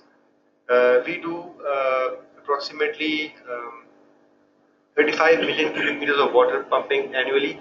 They do 350 million cubic meters of water annually from just one mine. So 10 times more water than ours. And what they do is repump that water. And the good part in Germany is that this water is all sweet water. So they pump it back into the rivers, or to make sure that the water, the dug water wells in Holland and Germany are not going down, they have to re-inject that water back into the aquifers to make sure that is there. And inshallah, we hope that in Pakistan also we'll have legislations and guidelines whereby we will have to ensure that this water table of water is conserved in that manner.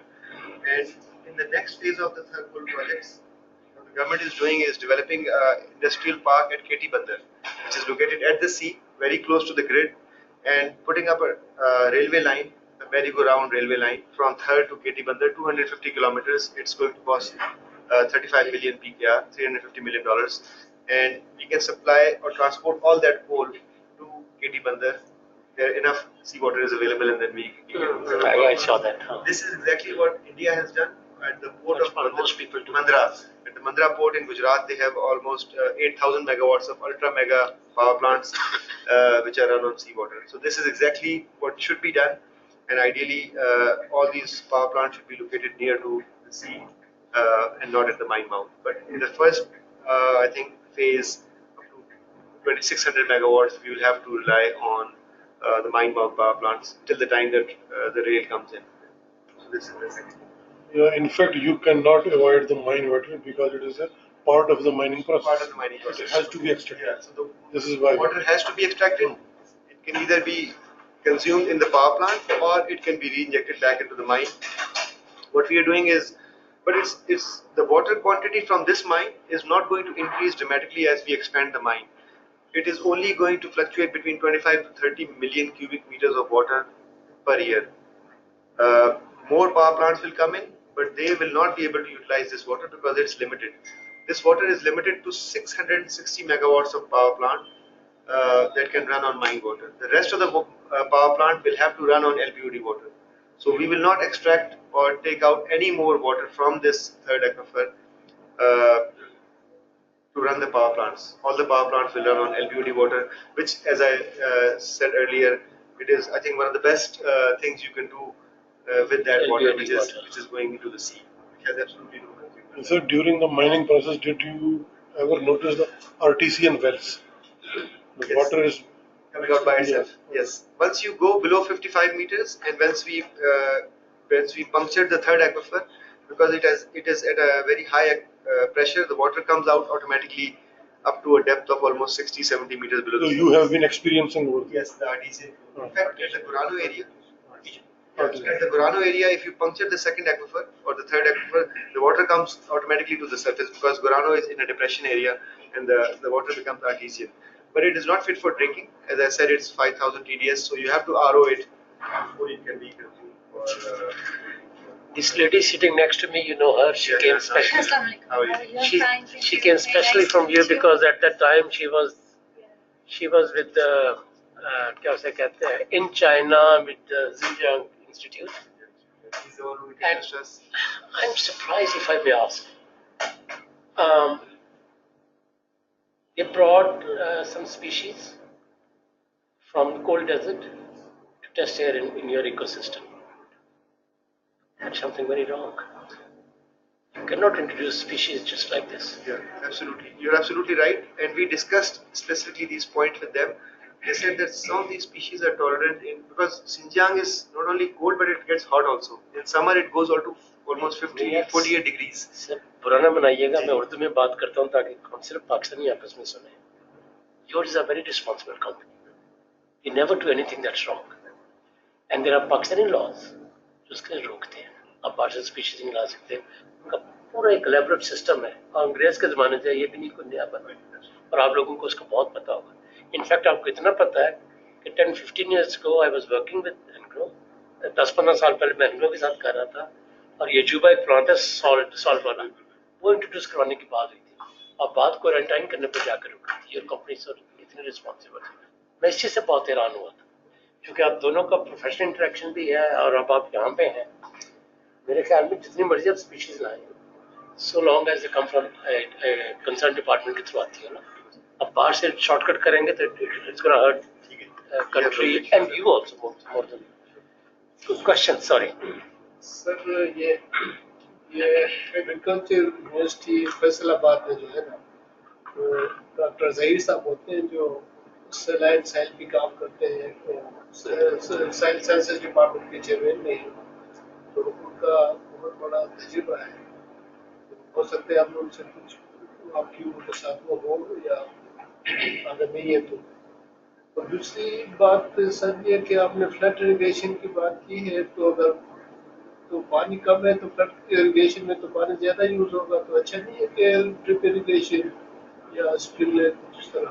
बिल्कुल. तीसरी बात sir ये कि ये जो थर का area है सर, रेनफेड एरिया है, तो उसमें जो शॉर्ट सीजन जो ड्यूरेशन वेराइटीज है, स्पेशली पल्सेस के जो सिर्फ 2-2.5-3 महीने में आ जाते हैं, तो उनकी रिकमेंडेशन नहीं.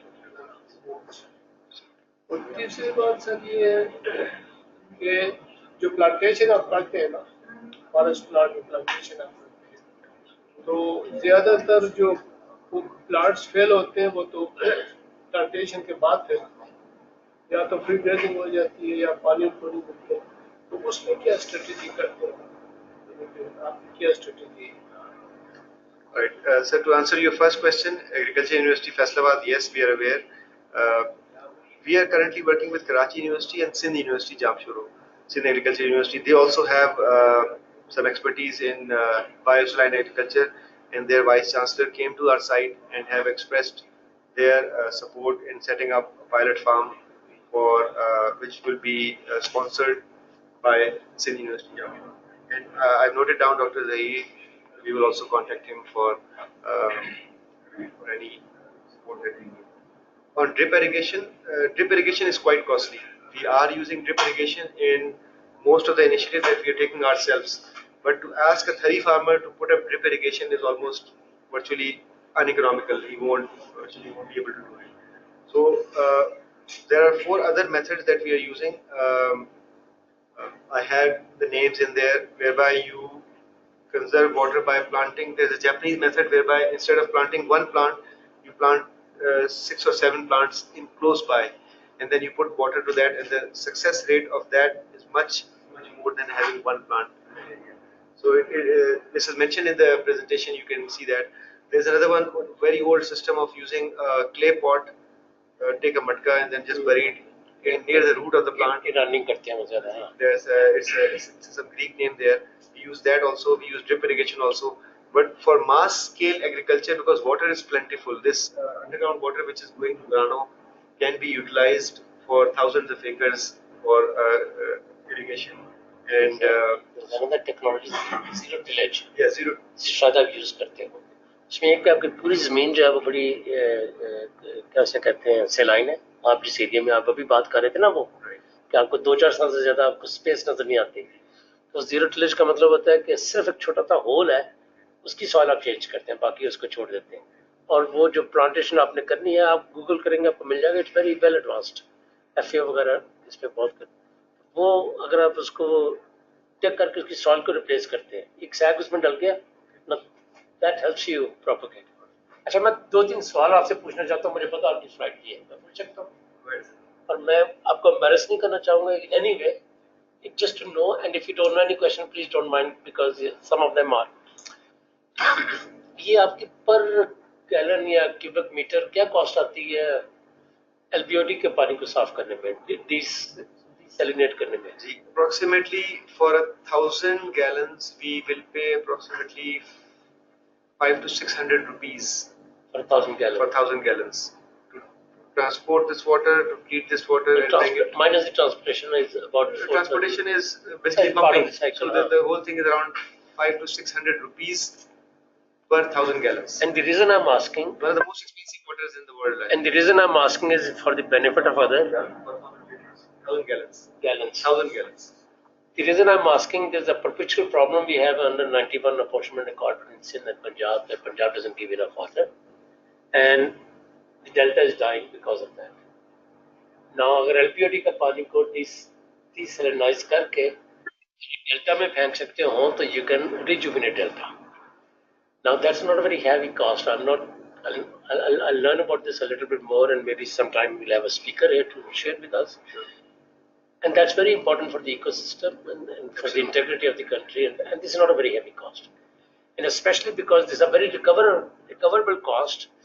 If you introduce silviculture or जो fish अगर आप introduce करवा सकते हैं वो करें, तो जो सिंध का nutrition का जो challenge है, Pakistan is one of the 3 worst countries in nutrition intake, and Sindh is the worst in Pakistan. Stunted babies, उनकी growth भी पूरी नहीं है, and so on and so forth. And agriculture is not giving good return. So because your company is engaged in this kind of things, and I'm already working on something with the Sindh government, and the challenge will be कि जी सिंध के delta को rejuvenate किया जाए, वहाँ से fish जो आ जाए, और जो लोग मैं कहे कि बाजरे की रोटी जो भी आप यहाँ पे दिखा रहे थे वो भी नहीं जिनको मिलती है और एग्रीकल्चर से कुछ नहीं मिलता, उनको फिश की न्यूट्रिशन जब मिलनी शुरू होती है. और सिंध रिवर जो है उसके साथ सिंध के कल्चर का बड़ा पुराना है, तो fish will not be something new. So at a larger scale, it's a very very important. मगर जो मेरा key question आपके लिए वो है कि we know what the cost of emission, and the world is very conscious now.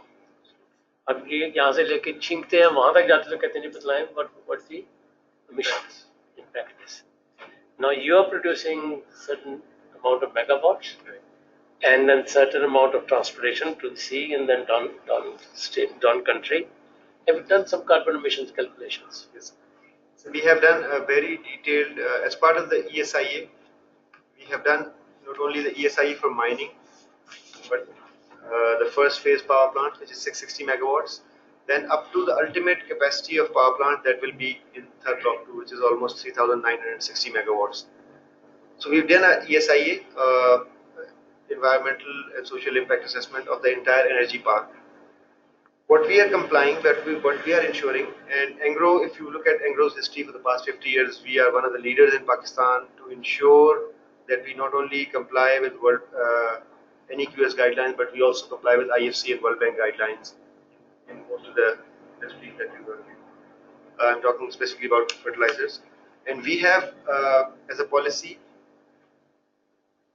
we have adopted that all our power plants in Tharparkar will not only be NEQS compliant in all the 3 emissions, gaseous, liquid and solids, but will also be IFC and World Bank compliant. So we will comply to the the IFC and World Bank guidelines for all solid, liquid and gaseous emissions from our coal-based power plants. We have a complete presentation on our carbon footprint, SOx, NOx, CO2 emissions, the ash that will be generated from the power plants. In fact, there's a MATA standard or convention that Pakistan has just signed up about mercury. So Thar coal, although it contains very little amount of mercury, but we have signed up for that, and we will ensure that the ash that is generated from the power plants will be disposed of in an environmentally compliant manner to make sure that it doesn't contaminate the aquifers around us. So as far as carbon footprint is concerned, we have done a detailed assessment of the entire energy park in Block 2, and you are more than welcome to come in and have a look at that presentation. I can even email that presentation whereby we have given our emissions, the NEQS limits and the IFC World Bank limits, and where do we stand. Yeah, it's simpler चीज है. I'm sorry to say this. Yeah, but it is a dirty No, yes. simpler चीज है जो IFC के standards हैं ये हैं वो quality standards हैं. That's why we're talking about the emissions, and we'll probably speak about this some other time. The two questions that came from the webinar. Alright. Can I read those? Sure, go ahead. One after the other. क्योंकि जो मैं question आपसे emissions का पूछ रहा हूँ वो coal के context में है ना. Right, absolutely. We'll ask that question some other time. First question is, can you shed some light on the area of influence for each of the aquifers from your sea watering operations or dewatering operations, as this will affect what is available on other users in the vicinity of the area? So, as I mentioned, as part of the environmental monitoring plan that we have as part of the ESIA, we are continuously monitoring not only all the duct wells around our mining area, but also have deep piezometers who are monitoring the aquifer depletion on all three aquifers. On a monthly basis, we do it ourselves, but there is an independent environmental monitoring consultant appointed by SEPA who is stationed at our site, whose officers go out and check this data every month on their own, submit an independent report to SEPA, not showing us that report directly, and telling them exactly what is the impact of this dewatering on the surrounding areas. Having said that, as I mentioned, there are few villages within 1 kilometer, 1.5 kilometer radius of our mine whose first aquifer levels have gone down, and what we have done is we have provided them RO plants and being operated and funded by our company to make sure their water requirements are done. This particular village will be resettled to another location, whereby two brand new RO plants will be put up there, and they will be we will ensure that their water requirements are met through these RO plants for the life of the project until we are here. As far as the third aquifer is concerned, the depletion is occurring in the next 15 years, according to the model, the hydrological model that we have. After 15 years, it will spread to approximately 6 kilometers away from the mining area. We believe it will not have any adverse impacts on the local population because none of the people are dependent on the third aquifer. Most of the people are dependent on first aquifer and some on second aquifer, the RO plants of Government of Sindh. But in case, as I mentioned, any of the villages or people living around us, their well water quality or quantity goes down, it is our responsibility, it is an undertaking by the company that we have to provide them water of equal and better quality. So this effect is being monitored on a monthly basis, and in case anything happens, adverse happens, we are liable to take care of that water requirements. And the second question, even if you inject small quantities of highly saline water back into the aquifer, as you said that you will do, it would surely affect the water quality locally. Have you any studies to understand or to explain the area of influence in the vicinity for the injection wells? Yeah. As I mentioned, there was a study conducted by German consultants specifically on reinjection.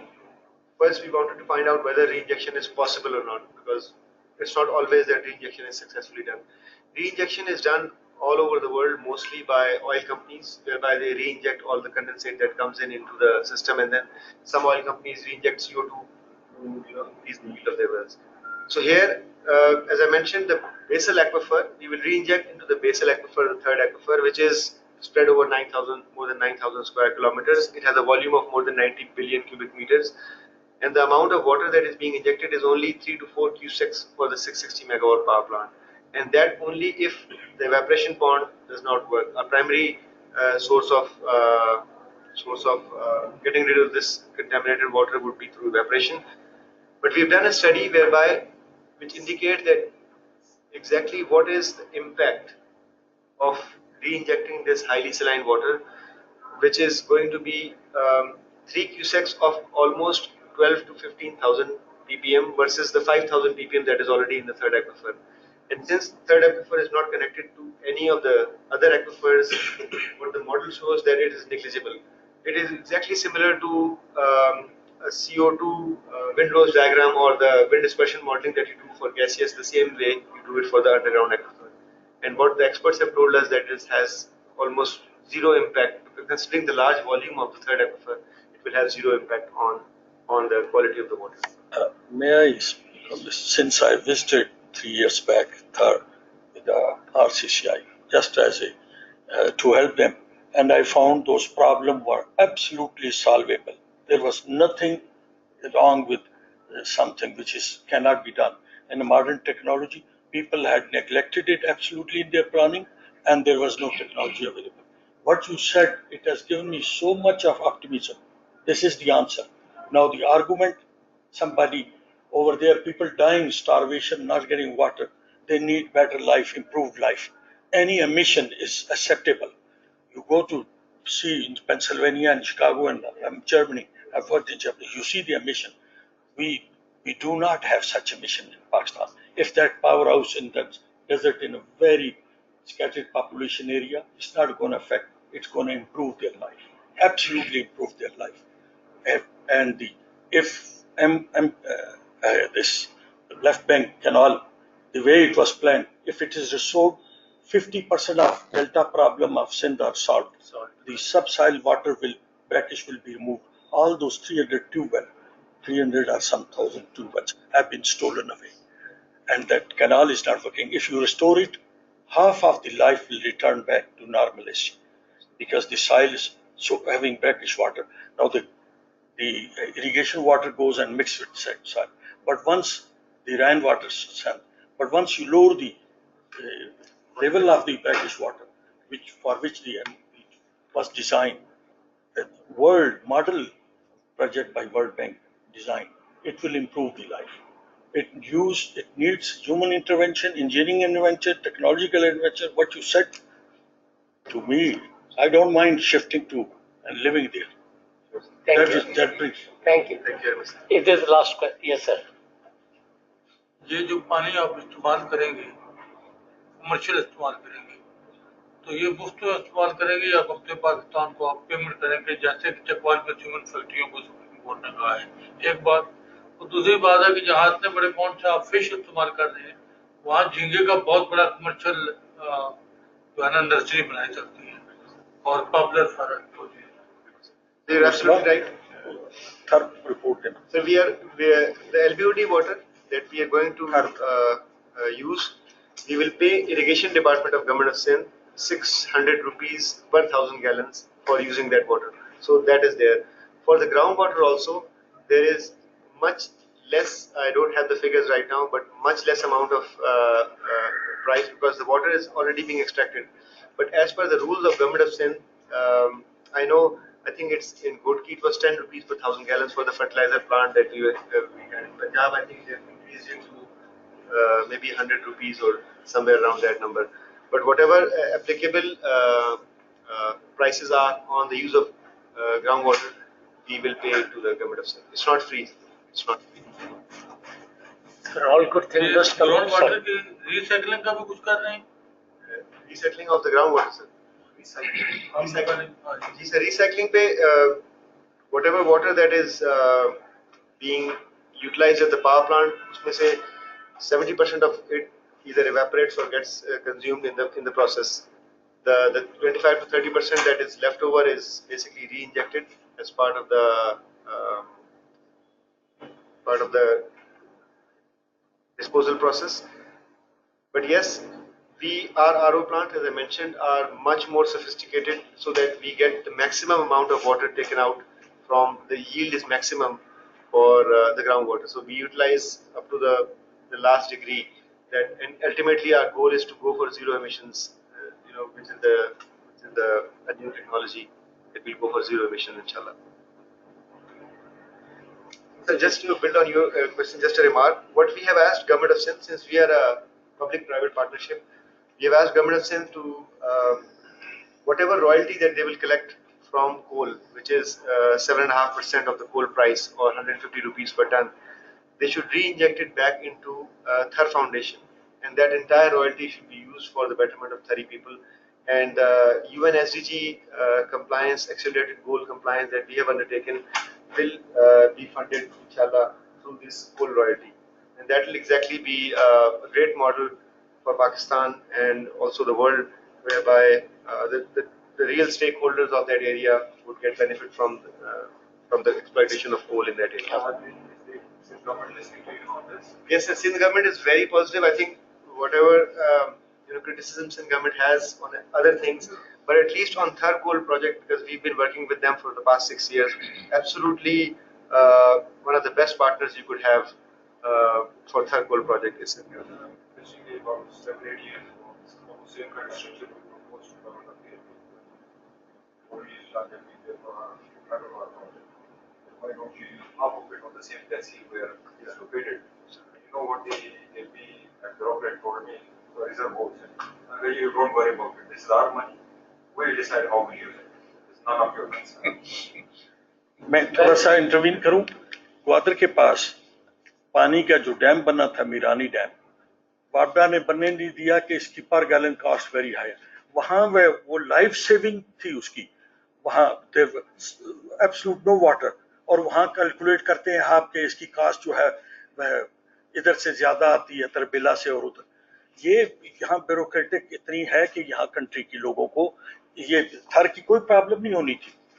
Had there been some few engineers like you, और बाखुदा आप लोग जाएं 5 साल के बाद पूरे सिंध में लोग people will shift to that area. It will improve the way you are working. That's what this intervention was needed. तो argument is let the people sustain their life, उनकी livable condition दें उनको। आप पहले से एमिशन के ऊपर डरने लगे, इतना बड़ी एनर्जी आपकी। अच्छा, दूसरा एक बड़ा सवाल, सारी मेरी बात, क्योंकि मैं वहां जाकर ये 4 दिन अपने तनहा ये किया, इसके ऊपर वैसे पढ़ने की बात है, मैं इसकी अगर आप कॉपी लेंगे तो लेफ्ट बैंक को अगर स्टोर करते हैं तो 50% of the sins problem, delta problems are over. और साथ ही ये है कि ये जो साइल है वो इतनी फर्टाइल क्यों है, क्योंकि वेस्टर्ली विंड चलती है सी से एक, और जब फ्लड आता है तो all that very very fertile soil goes out in the flood, and when it dries out it flies back to over these dunes. They are very fertile. मैंने मेरी इस रिपोर्ट में भी है as it is, मैंने तो आप just आपकी कंपनी तो ओवरनाइट कर सकती है, मैंने तो बैरियर से रिक्वेस्ट की थी कि आप ऐसा करें तो वहाँ 5 बिलियन की फोटो प्रोड्यूस किया जा सकता and 10 time more the animals. तो जब ये हो जाए तो वो उनकी लाइफ सस्टेनेबल हो जाएगी, इम्प्रूव कर जाएगी। और इंडस्ट्रियल प्रोजेक्ट का पावर हाउस इसमें लिखा है मैंने, अगर ये हुआ तो साथ और कॉपी इनके दे दीजिएगा।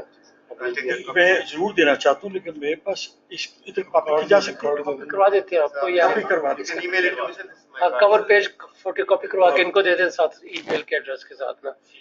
But I want to thank you, Rizvi Sahab. I know that you have a flight and you have been extremely generous with your time and very forthright and honest presentation. We commend the work that you're doing and want to wish you luck. Thank you. You have raised so many very, very important issues. I wish we had more time to dwell on.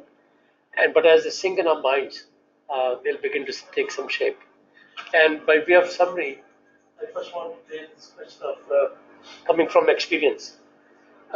Oil and gas licensing had built-in concession agreements, had built-in provisions for spending on the community.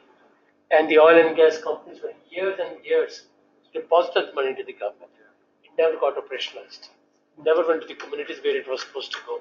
If I'm not mistaken, it exceeded over 1,000 billion rupees. So we want, my figure could be wrong, but the facts are right. Figures may have changed over the years because the government of Sindh or Punjab or whatever government did not want to give away that money, simply to the district level, community level. They wanted to have control sitting in Sindh or Lahore. So that's one. I admire your commitment to SDG, but I hope we'll invent a better word than compliant. Say that we'll meet target and we'll be very happy, and compliance is a very vague word for a good company like you. I just want to make one or two quick points. Pakistan has a commitment document, NDC, National Development Contributions. It's on Government of Pakistan's website, you can see that. In that document, we have committed to UN system, climate change government, Paris Agreement, that will reduce our emissions by 40%, and that will cost $40 billion. It's on the website of the Government of Pakistan. 40% reduction, it's about $1 billion per, and that's the money that's not going to come anytime soon. I don't know what's your share in that emissions, but coal has come to Pakistan unfortunately at a wrong time, when we had already established our baselines, when it has come out of fashion in the world, when yes, some countries are shifting their plants to developing countries like Myanmar and Pakistan and Africa, but then they are cleaning themselves. And you are using, to the extent that I can understand, technology the best you can in the given circumstances, but having a climate change angle to your emissions calculation will be a very timely risk mitigation that you can do. It's more than anything else, it's your own risk mitigation. That's what. I fully agree with you, sir. The trade-off is not between environment and development in that area. We need to develop, but a prudent development people will welcome, demand, and being legally compliant to conventions that Pakistan has signed globally and nationally. It's very, very important. Governments can be inconsistent. कभी जल्दी से concession दे देंगे, कभी से withdraw कर लेंगे. But you're a very steady company, and we expect you to do that. Now, having said that, I was engaged in Kirthar National Park, development of the management plan, and working with their premier oil company. And when we visited them, वो पूरा 300 camp लगे हुए, अगले दिन जाके देखेंगे shopper भी नजर नहीं आता, इस किस्म की टॉफी का रैपर भी नजर नहीं आता. And the definition is, it should not be seen, it should not be smell भी ना आए, नजर भी ना आए, और noise भी ना. These are the standards now emerging, and these are very high. आपका ऑपरेशन डिफरेंट है, मगर उसकी जो एसेंस है वो यही है कि you protect your country and your ecosystem, and those guys did a very good job. और वो भी नेशनल वेबसाइट पे अवेलेबल होगा. जो उसमें से जो चीज़ आपको मिलती है, तो आपका जो डिस्ट्रिक्ट है इस्लाम कोट है ना, वो बहुत बड़ा नहीं है. It's a relatively small district. Your commitment to that district, and kindly ensure us it becomes a model of development in Sindh province, at least, if not Pakistan. Right, sir. With this, I want to thank you and want to join everyone who was. Thank you very much for arranging this. I'm amazed कि पाकिस्तान के भी किसी forum के ऊपर इतनी important positive information आ सकती है. What you're doing is wonderful. 3 साल जब पहले मैं गया तो मुझे लगा कि पाकिस्तान के सब लोग इस प्रॉब्लम में सोए हुए हैं. People were dying of starvation. जानवर थे पानी के बगैर चलते चलते मेरे सामने गिरते थे, मर जाते थे. और this was a small matter, not big matter, engineering wise. आधा सिंध डूबा हुआ था फ्लड में, आधे में ड्राउट था. 60 years परे, नवा कोट के परे वो ड्राउट था. क्या 60 years के अंदर कोई इंजीनियरिंग नहीं हो सकती थी ऐसी कि कम से कम वहाँ सस्टेनेबिलिटी आ जाती और यहाँ फ्लड कम हो जाता. आज भी है कि वहाँ फ्लड, आप इसके अंदर फ्लड भी रोकें. आपकी कंपनी ने, if I am not mistaken, मुल्क के मुख्तलिफ हिस्सों में सिटीजन फाउंडेशन के स्कूल सपोर्ट किए हुए, मुझे नहीं पता थर पार्कर में किए कि नहीं किए। 3 बना दिए, 3 किए ना। 1000 ईच, 1.7 जब पिछली दफा ये मोर मर रहे थे और लोग मर रहे थे और ऐसी चीजें हो रही थी, किसी ने जाके अनाउंस किया मैं यूनिवर्सिटी बना दूंगा, किसी ने 6 बिलियन कमिट किया और बाद में गायब हो गया, और जिन्होंने यूनिवर्सिटी बनानी थी वो पानी का एक टैंकर भी नहीं दे सके। सिंध, मैं उनको ज्यादा नहीं, मेरे पर्सनल दोस्त नहीं है, बट इस किस्म की क्रेडिबल इंस्टीट्यूशन जो बच्चों की प्राइमरी एजुकेशन शुरू करें, यूनिवर्सिटी बहुत बात की बात है। अब 30 साल के लिए वहां पे यूनिवर्सिटी में इंशाल्लाह बन जाएंगी, but you need to make sure कि 5 साल के अरसे में वहां पे कोई बच्चा स्कूल से बाहर नहीं है। You ensure no dropout and you're successful from our point of view. This is our goal, sir. इस वक्त as we speak right now, 2986 बच्चे हमारे स्कूलों में पढ़े। 3 are Citizens Foundation schools, मिट्टी, इस्लामकोट, थैंक यू, मिट्टी, इस्लामकोट एंड ब्लॉक 2 के अंदर 1000 बच्चों के 3 स्कूल